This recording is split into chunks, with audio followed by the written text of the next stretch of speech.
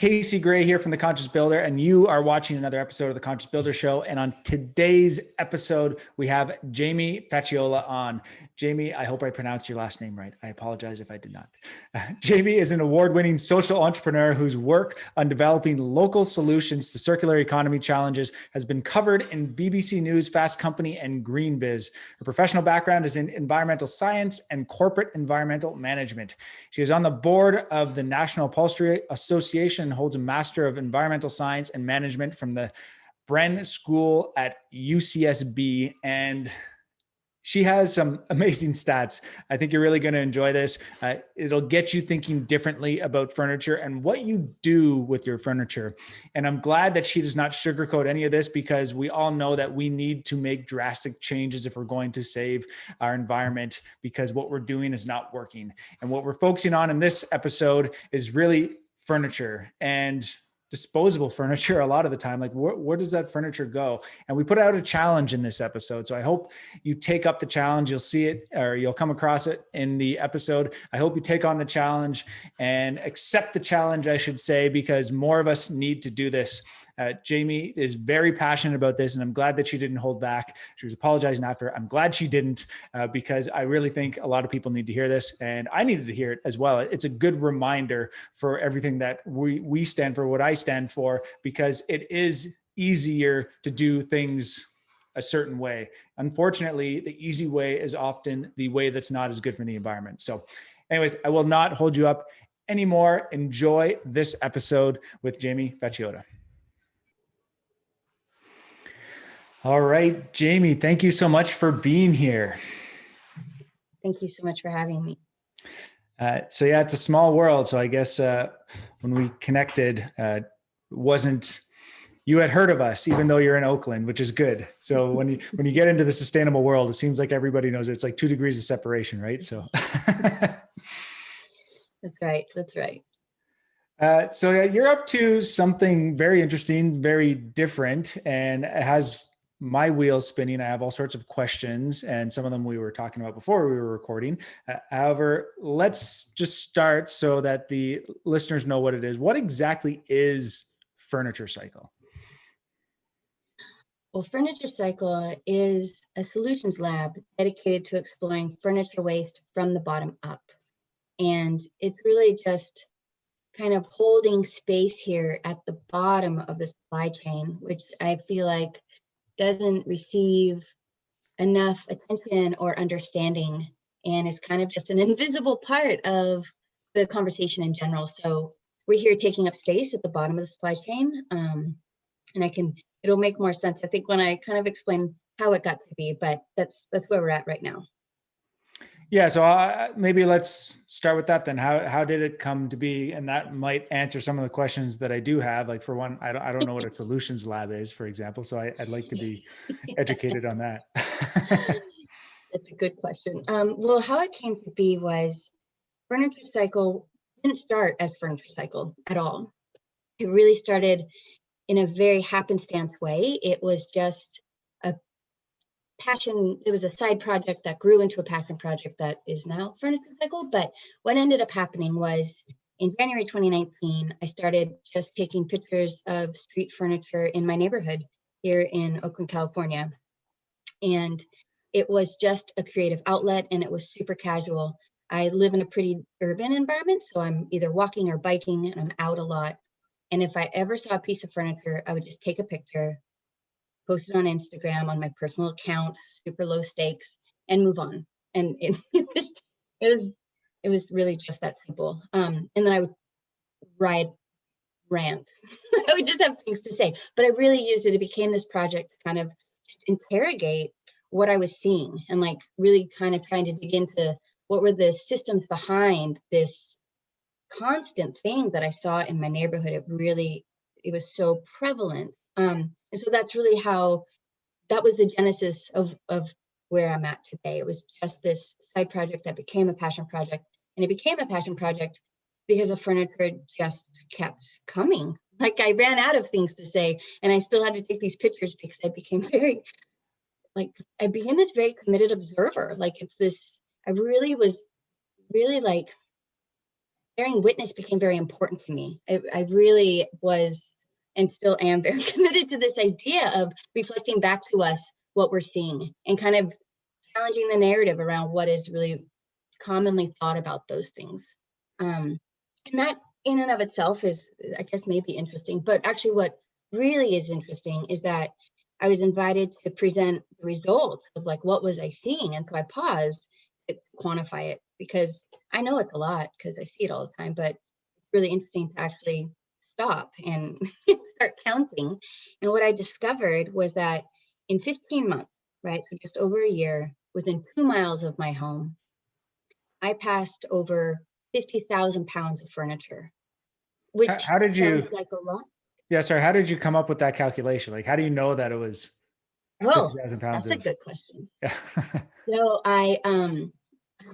good question. It was a very tedious task. I went through every single picture and downloaded it into a spreadsheet. And then I categorized it by different attributes. I have a kind of like a table of contents or whatever, just like a list of different types of furniture. So I categorize it by type, I would categorize it by condition, and of course I have address and time. And so, yeah, it just became a massive spreadsheet that I was able to kind of do a little bit of analysis on. And I used the weight, right? Because that's a good question. I used the list of furniture from a place in New York. I think it's called like the Remix Market, and they sell used furniture. And I kind of use their classification of how they categorize furniture. And then I use the weight based on a moving company and how they charge based on weights of furniture. So I had the weight, I had the name, I even included cost in some regard, but that didn't end up being very useful because the type of furniture is often associated with cost. But so yeah, so those were the data points that I used, and I just fleshed it out and came up with over 50,000 pounds. To be exact, in our non-exact, Yeah. it's 50,578 pounds, nearly 600 unique pieces. And there's two other categories I think that, because that alone to me is interesting, but maybe like you, I mean, that doesn't mean that much. I mean, does my car weigh 50,000 pounds? I have no idea what 50,000 pounds means. I just know I see it all the time. So I went a step further and was like, but what am I really seeing? Because furniture waste, it's thought of as like so monolithic, right? Like furniture waste. That doesn't mean anything either. So I went through and learned that over 50%, no, nearly 50% was seating, so couches and chairs. And then the second most was storage, like dressers and bookshelves. And the third most were tables, side tables, end tables, dining tables. So it was the top 3 items I saw most. But even then, like, I don't think that's the whole story. I had to go one step further and say, well, what is the condition of this stuff? You know, like, is this even usable? So I graded every single piece in one of 5 buckets, and I ranked them by like new, imperfect yet functional, incomplete needs work, not usable as furniture, or unclear. And that's probably hard. Sorry for anyone listening to just listen to that. I do have a chart, but 1 of 5 buckets, right? And it really was like a very good bell curve, I guess. And like 3% was like new, and 3% was not usable. So it was 2 destroyed. And then 8% was unclear. It's like buried under something. But that like middle chunk of my graph, 54% was imperfect yet functional. So it was still usable. And 32% was incomplete needs work. So it's missing a drawer, it's missing a cushion. And together, if you do the top 3 categories of usability, that's 89% that can be reused with a little, well, 32% needs some work. But to me, that's when the project became very interesting. In many ways, like it was probably more like an art project until I got the kind of the data about it. And then I just began to feel really responsible for this. Like, oh my gosh, I feel like this needs to be out there. People need to know it's so important. So to be super honest, that was like last May in 2020. And I declared a furniture waste crisis because I felt so obligated to like have to, it's just a big deal. So I declared a furniture waste crisis, and that's when I gave it the name Furniturecycle, and thought to be a little bit more intentional about holding this space for whatever I'm learning and seeing here on the ground. I hope that makes sense. Yeah. So you've got all this data and you've taken all these pictures and you're documenting all of this stuff. you're out there spreading the word. Are you doing anything with this furniture specifically, or are you just out there spreading the word about, I shouldn't say just, you're obviously doing a lot of work. Like that's a lot of spreadsheet work. I always No, correct that's myself when I okay. tell people I have just one kid. I'm like, no, I have one kid. It's not just one kid. He's great. Right. So anyways, um, so are you, other than spreading the word and the need for that, which I would like to get into your thoughts on what do we need to do with this? Are you actually doing anything with the furniture, or are you able to recycle it, or where is it going from there? That's a really good question. That's the first thing everybody asks me for sure. I don't, no way, I don't touch it. And I don't because I live in a small apartment and I have no, like, and I'm out walking my dog and it's so much bigger. You know, this isn't about like Amy renting a car to pick up the table, to put it in her garage. I mean, my garage would be full. The problem to me, the interesting problem to me is not Amy's going to collect all the stuff in an Oakland warehouse. This is a systemic issue happening around the world. And I can't solve it by myself. It doesn't make sense. It's bigger than me. I think and actually that's a really good question. I mean, the very original part of me taking these photos, I was in a state of transition and I had told myself, I want to explore, not solve it. It was a really hard mental shift for me to make, to just like stop being in problem solving mode, right? Like just explore it, understand what it means, like really look at the language, look at our assumptions, look at the behavior. And that was, I think that's the only way I got to where I was, is that I didn't immediately just start, renting where I mean, it's, and that's not even a thing, right? Like now I have a whole warehouse of furniture people don't want. I mean, it's so. Oh, I lost you.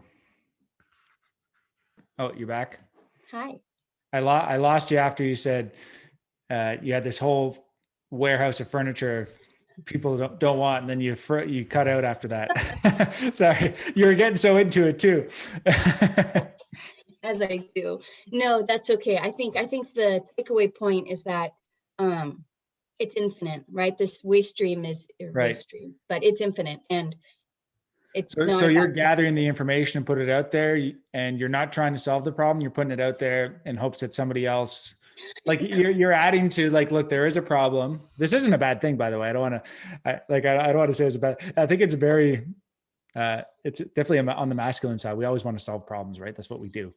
But, this has gone in a terrible direction. No, I'm very curious in solving it, but I think I really think for that phase of the project, that was the would beginning. have. It was the research phase. That was the beginning of it. That was the beginning Right. of it. And like, Okay, if I gotcha. just stopped, right? If I just stopped taking the photos and started putting all this in a warehouse, it didn't seem commensurate with what the problem I wanted. The problem I was solving for was challenging the narrative, was getting us to rethink and reframe and re-see what we saw. That's it. That's what I was solving for at that moment. So you are solving the problem then. Anyway. Yes, it really matters to me. I'm a problem solver too. So with this furniture then, like, what is the solution? Obviously there's a lot of furniture, and I'm thinking of, like, I'm not going to throw any names out, but there's all sorts of furniture companies that they basically make furniture that can be thrown away for the most part, right? It's that cheap, and it usually does get thrown away because it is so cheap. So what are some of the solutions that you're proposing, or that you're working on, or that you would like to see happen, or you feel maybe needs to happen in order to to help this? Right. No, it's such an excellent question. And it's the part of Furniturecycle I think is most interesting, because I think that the solutions are so often thought about, right, from the top down.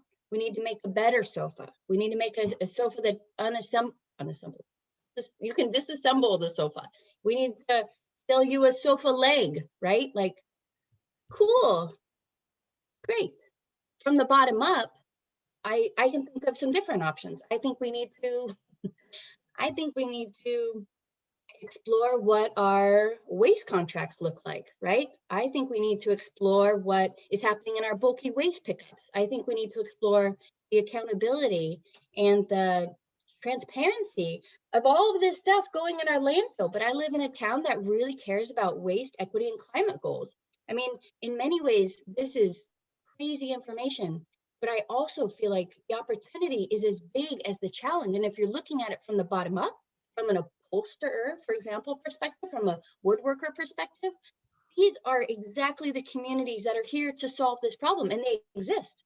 I know a lot of them. Like, so I think this idea sometimes that solutions are always going to be somewhere in the future, or they're going to be really high tech, possibly, but sometimes we actually have what we need already right now. And I think the way I've turned it in my brain is like, this is not a waste crisis the way we've been conditioned to think about it.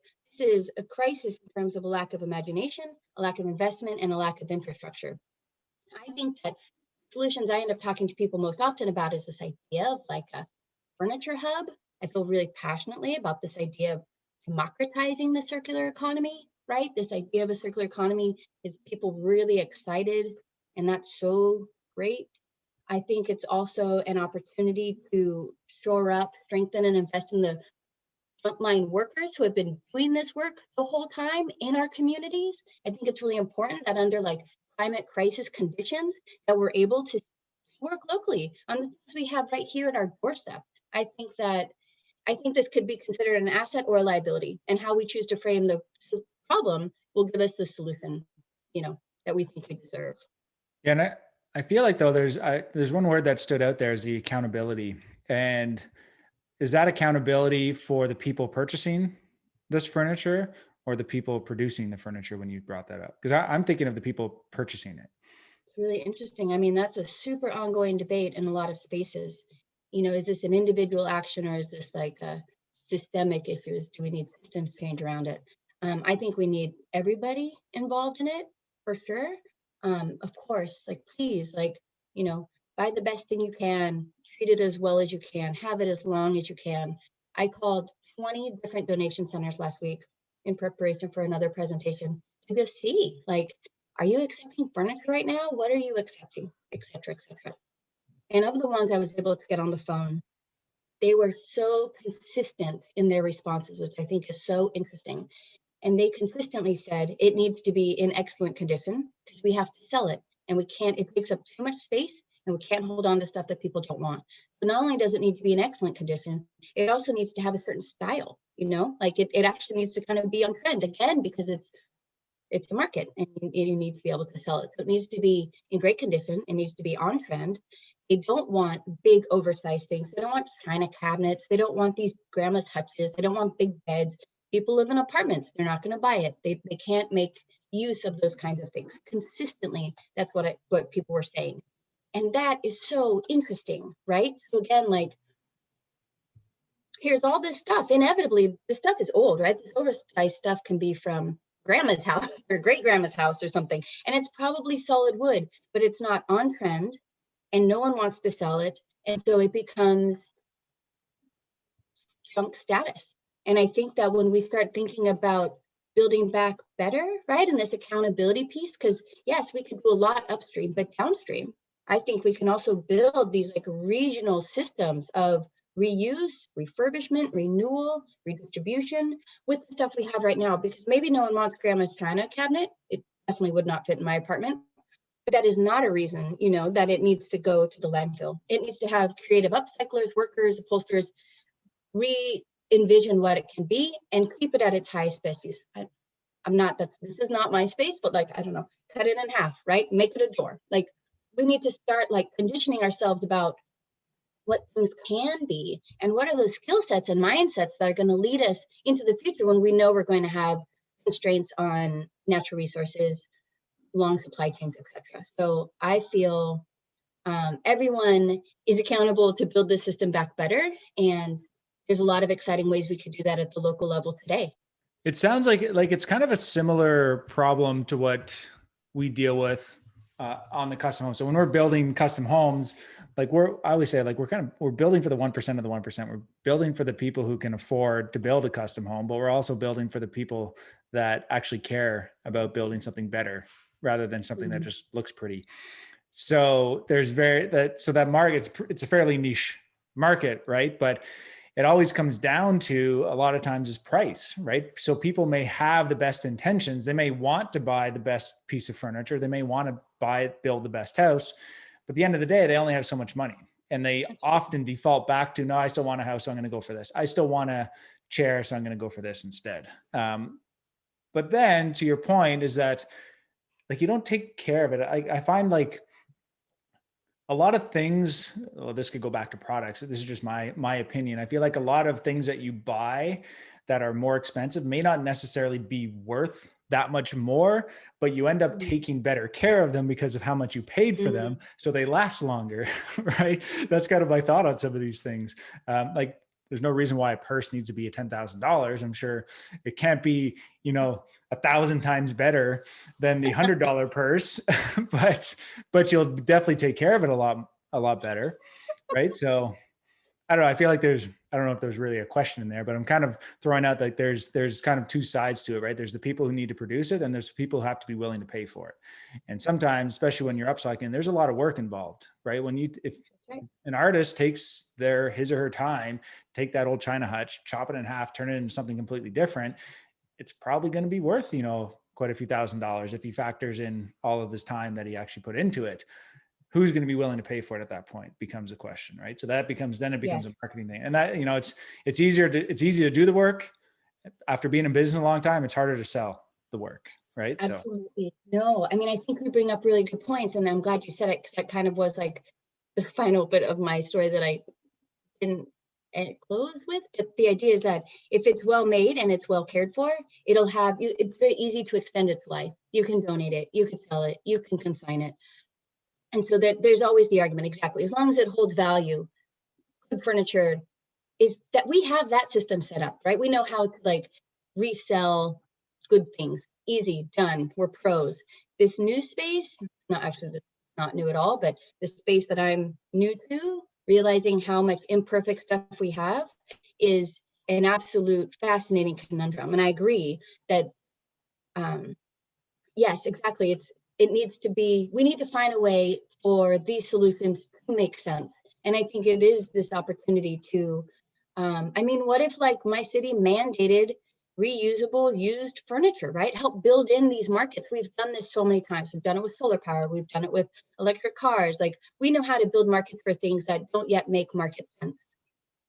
And I think that, again, given the values that we claim to have, I think we can get really innovative and again, invite in these like skilled laborers. I think that's so important. I think that the sustainability conversation for too long has been way too narrow in who is invited in. And I've spoken with many, many repair shops. And if you go in and you're like, hey, no, you just go in and you're like, and you want to talk about circular economy or like impact measurements, like they have no idea what you're talking about. Yet they're literally doing the work every day, right? A repair shop every single day is keeping something out of the landfill without creating upstream pressure on natural resources. That is such a linchpin thing. And they're local and you're here and you're not transporting it. And there is very little to no recognition of the role they play in our communities. All the while, they continue to age out and we're not replacing them, right? The replacement rate of our like reuse repair economy is, I don't actually know the rate, but I don't think it's at a replacement rate. And as the circular economy starts to like gain steam and people start looking around like, hey, where'd they all go? Like our disposable economy put them out of business, like it's so crazy that like, that's what I mean about like expanding this conversation. I think we need to, I think there's time and space to be accountable for how we got here and how are we fairly and justly going to move forward from here.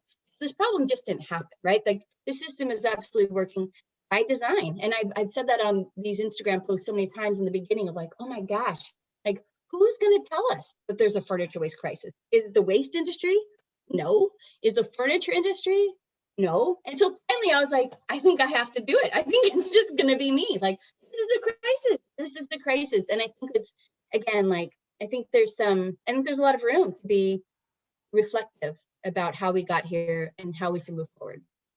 Yeah, I agree. We should put a challenge out to all the viewers and the listeners and say, hey, next time you're going to buy furniture, let's do this. Next time you're going to buy a piece of furniture, think twice and either reuse something, rebuild it, right? If you have the tools, if you're able to do that, rebuild it or support somebody local who is rebuilding furniture.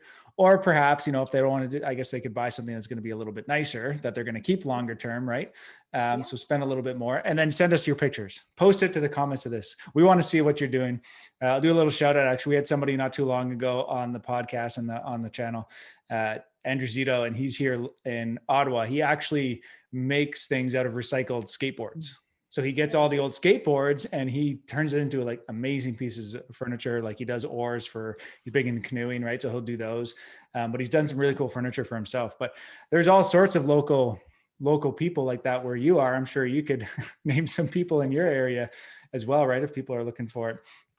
But there's ways to redo it. And I'm actually getting seats reupholstered. So I have a 77 Westphalia, talking about repairing stuff. So I have a 77 Westphalia that we're redoing the inside, but we're repairing everything. But the seats, which will end up being used somewhere else, I'm going to put in existing old seats, but they're being reupholstered because the old ones, I can show you pictures, I wouldn't want to sit on them. But the ones that we're having redone basically came from a junkyard. The hardest thing, this is the other thing I want to get, it's hard to find sustainable material. I don't think you're in that world. We were talking a little bit about that before we recorded as well, but I would love, if anybody's listening to this, if they know of like sustainable, eco-friendly fabric for whether it's marine or automotive, because if it's marine, it can go in the automotive too, as far as I understand.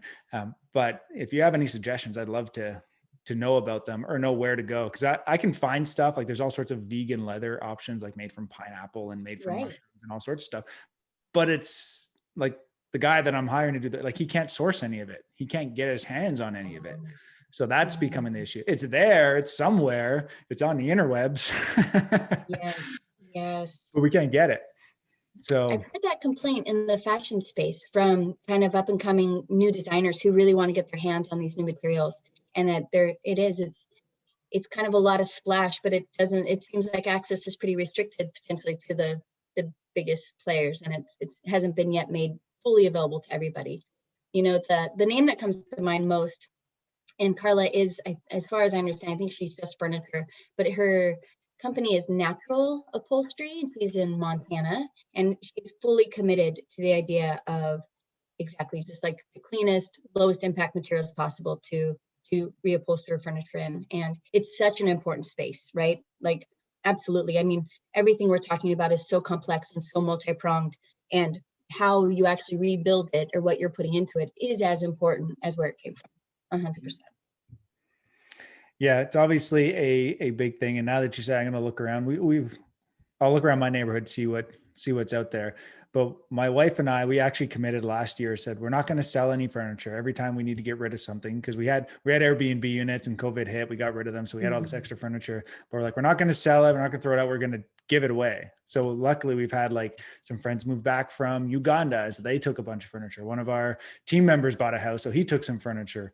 I just dropped off a couch to somebody who needed a couch. It was a stepmother. Her friend needed a couch. I'm like, we have a couch. So we gave her a couch, right? So we're making sure it all goes to use, and I don't know what happens after. We've also, I don't have it in this room with me right now, but we've rebuilt furniture. We've made tables out of like recycled, like wood that we had left over from projects. We've turned like old, the big wheels that have like wire on them, the electrical wire. There'll be like these huge wooden wheels. Anyways, we've pulled those apart and turned them into tables. Nice. We've also, I've refinished some furniture from Natasha's, my wife, grandparents as well, right? So it wasn't trendy the way it was, but we made it trendy, right? So, and it wasn't that difficult, right? So anybody could really get creative and do some of this stuff. So, and it's a fun project, and we're all in lockdown because of COVID. At least we are. You might as well do something with your time.